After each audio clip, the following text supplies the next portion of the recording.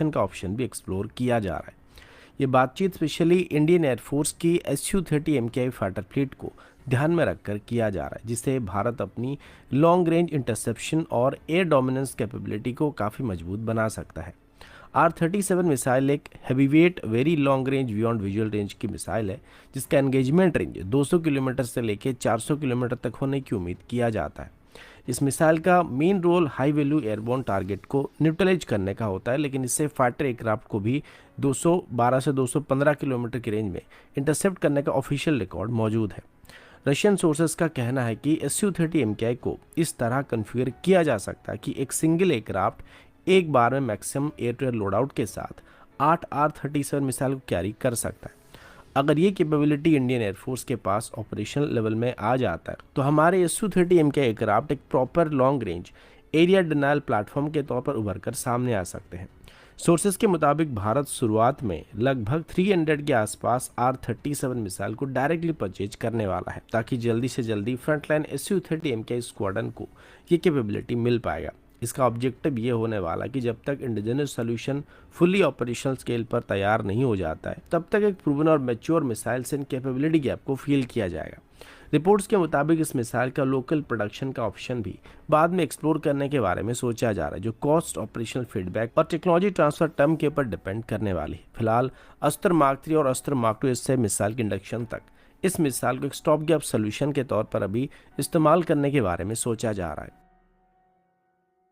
अगला update Indian navy के future surface combat fleet और उनकी प्रोपल्सन टेक्नोलॉजी को लेकर है, जो काफ़ी लॉन्ग टर्म और स्ट्रेटेजिक नेचर की होने वाली है।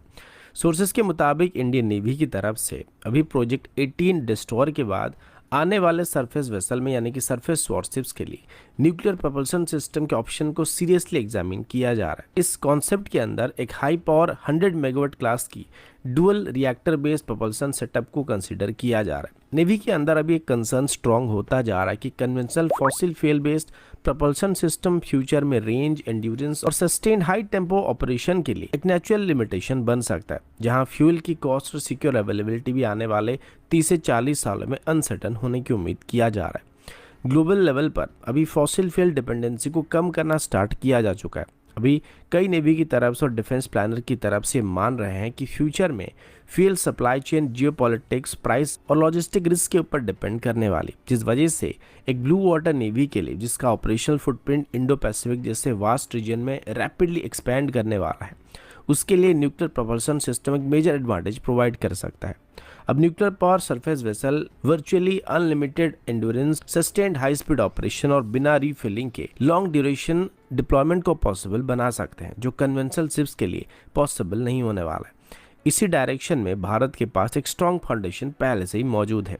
भारत की तरफ से अपने न्यूक्लियर पावर सबमरीन के लिए 83 मेगावाट क्लास की कॉम्पैक्ट साइज की नेवल न्यूक्लियर रिएक्टर को डेवलप किया चुका है, जिसको फुली ऑपरेशनल किया चुका है और अभी इसको SSBN और SSN में इस्तेमाल किया जा रहा है। इसी एक्सपीरियंस को आगे बढ़ाते हुए अभी भाभा एटॉमिक रिसर्च सेंटर की तरफ से 190 मेगावाट से लेकर 220 मेगावाट क्लास की एक और पावरफुल रिएक्टर को डेवलप किया जा रहा है, जो फ्यूचर में S5 क्लास की SSBN और प्रोजेक्ट 77 क्लास की न्यूक्लियर SSN में इस्तेमाल किया जाने वाला है। डिफेंस प्लानर का मानना है कि ये प्लेटफॉर्म आगे चल के लार्ज सरफेस वेसल को पावर कर सकता है। हालांकि अपकमिंग प्रोजेक्ट 18 क्लास की स्टेल्थ गाइडेड मिसाइल डिस्ट्रॉयर, जिनका डिस्प्लेसमेंट 13,000 टन के आसपास होने वाली है, इनमें कन्वेंशनल और हाइब्रिड प्रोपल्सन सिस्टम का इस्तेमाल करने का फैसला किया गया, लेकिन उसके बाद आने वाले नेक्स्ट जनरेशन सरफेस वॉरशिप को पहले से ही काफी ज्यादा पावर हंग्री प्लेटफॉर्म के तौर पर इमेजिन किया जा रहा है। फ्यूचर नेवल वेसल में हाई एनर्जी लेजर और इलेक्ट्रोमैग्नेटिक रेल गन जैसे सिस्टम मौजूद होने वाले, जो कि शॉर्ट ड्यूरेशन में मैसिव पावर का डिमांड क्रिएट करने वाला है, जो कि कन्वेंशनल प्रोपल्सन सिस्टम के लिए डिलीवर करना एक मेजर चैलेंज होने वाला है, जिस वजह से अभी इनको न्यूक्लियर प्रोपल्सन सिस्टम से रिप्लेस करने का प्लान किया जा रहा है। अगला अपडेट भारत के डिफेंस एक्सपोर्ट और इंडिजिनस आर्टिलरी सिस्टम की तरफ से है, जहां पर भारत की ग्लोबल पोजीशनिंग और ज़्यादा स्ट्रांग होता हुआ दिखाई पड़ रहा है। आर्मेनिया को सफलता के साथ ATAGS यानी advance towed artillery gun system की डिलीवरी कंप्लीट करने के बाद मिडिल ईस्ट के कई देशों की तरफ से भारत के आर्टिलरी सिस्टम में अभी काफ़ी ज़्यादा इंटरेस्ट को दिखाना स्टार्ट किया गया। ये इंटरेस्ट सिर्फ डिप्लोमेटिक लेवल पर नहीं बल्कि सीरियस प्रोक्योरमेंट डिस्कशन के लेवल पर पहुंच चुका है। ATGS को DRDO की तरफ से डेवलप किया गया, जिसमें प्राइवेट इंडस्ट्री पार्टनर जैसे कि भारत फौज और टाटा एडवांस सिस्टम लिमिटेड की तरफ से काफ़ी बड़ा रोल को प्ले किया गया। ये सिस्टम अपनी long range fire power, high accuracy और बेहतर मोबिलिटी के लिए जाना जाता है।